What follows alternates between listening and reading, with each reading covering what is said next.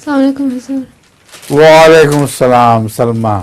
حضور میرا سوال یہ ہے کہ کیا اسلام کے ترقی کے لیے جنگ عظیم ہونا ضروری ہے؟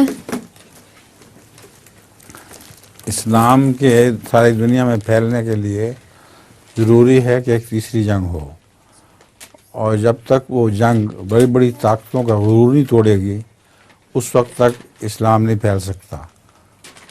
قرآن کریم میں سورہ طٰہٰ میں یہ ذکر آتا ہے کہ ایسا وقت آئے گا کہ جب اونچ نیچ کو برابر کر دیا جائے گا. اس وقت یہ اس نبی کی پیروی کریں گے جس میں کوئی کجی نہیں ہے، یعنی رسول اللہ علیہ وسلم کی. تو اس سے پتہ چلتا ہے کہ تیسری جنگ عظیم اسلام کے پھیلنے کے لیے ضروری ہے. ٹھیک ہے، اب لطیفہ سنا دو. دو بے وقوف دوست دو موٹر سائیکلیں پر جا رہے تھے. کہاں؟ دو بے وقوف دوست دو موٹر سائیکلوں پر جا رہے تھے. موٹر سائیکلوں پر. جی.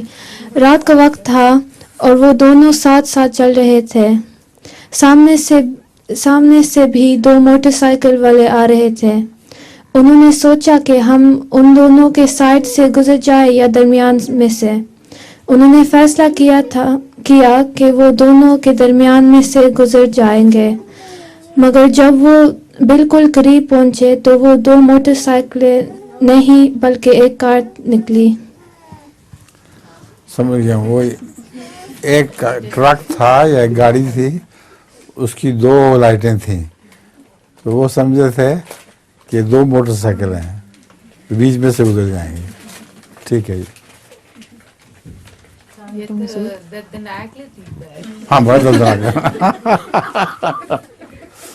حادثہ ہو گیا بیچاروں کا، اور تم ہنس رہی ہو. ہاں